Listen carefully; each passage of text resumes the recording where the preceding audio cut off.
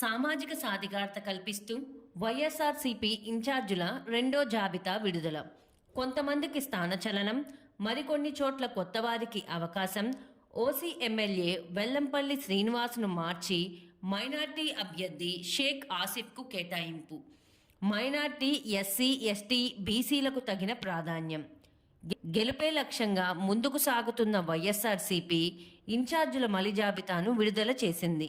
సామాజిక సాధికారతే లక్ష్యంగా అన్ని కులాల వారికి ప్రాతినిధ్యం కల్పిస్తూ సీఎం వైఎస్ జగన్ తగిన జాగ్రత్తలు తీసుకున్నారు. పార్టీ అవసరాల దృష్ట్యా కొంతమందిని స్థానాలు మార్చారు. రాజమండ్రి ఎంపీగా ఉన్న మార్గాని భరత్ను రాజమండ్రి సిటీకి మార్చారు. మంత్రి చెల్లుబోయిన వేణుగోపాల్ను రామచంద్రాపురం నుండి రాజమండ్రి రూరల్కు మార్చారు. మాజీ మంత్రి వెల్లంపల్లి శ్రీనివాస్ను విజయవాడ సెంట్రల్కు మార్చారు.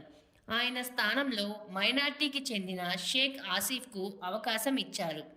అలాగే యువకులకు అవకాశం కల్పించే ఉద్దేశంతో మచిలీపట్నం నుండి పేర్ని నాని తనయుడు పేర్ని కృష్ణమూర్తికి, చంద్రగిరి నుండి చెవిరెడ్డి భాస్కర్ రెడ్డి తనయుడు చెవిరెడ్డి మోహిత్ రెడ్డికి, రామచంద్రపురం నుండి పిల్లి సుభాష్ చంద్రబోస్ తనయుడు పిల్లి సూర్యప్రకాష్కు అవకాశం కల్పించారు.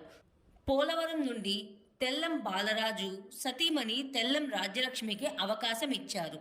తూర్పుగోదావరి జిల్లాలో కాపు సామాజిక వర్గానికి ప్రాధాన్యం ఇస్తూ పిఠాపురం నుండి వంగ గీత, జగ్గంపేట నుండి తోటా నరసింహం, ప్రత్తిపాడు నుండి వరపుల సుబ్బారావులకు అవకాశం కల్పించారు.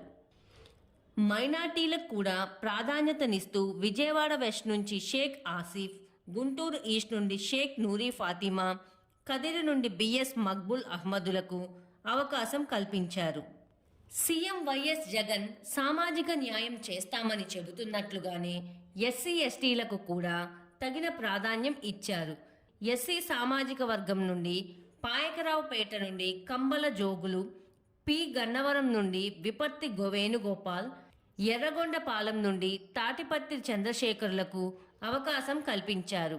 ఎస్టీ సామాజిక వర్గం నుండి అరకు ఎంపీ స్థానానికి కొత్తగుల్లి భాగ్యలక్ష్మి, పోలవరం తెల్లం రాజ్యలక్ష్మిలకు అవకాశం కల్పించారు. బీసీ సామాజిక వర్గం నుండి మార్గాని భరత్, మలసల భరత్ కుమార్, చెల్లుబోయిన వేణుగోపాలకృష్ణ, పిల్లి సూర్యప్రకాష్లకు అవకాశం కల్పించారు.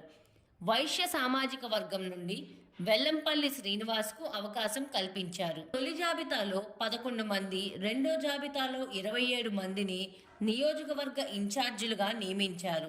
2 జాబితాలు కలిపి మొత్తం 38 మందిని నియమించారు. అన్ని సామాజిక వర్గాలకు తగిన ప్రాధాన్యం ఇస్తూ మార్పులు చేశారు. గతంలో వైఎస్ జగన్ చెప్పినట్లుగా వివిధ కారణాల వల్ల స్థానాలు కోల్పోయిన వారిని పార్టీ సేవలకు నామినేటెడ్ పోస్టుల్లో నియమించి వారి సేవలను వినియోగించుకుంటామని వైఎస్ జగన్ చెప్పారు.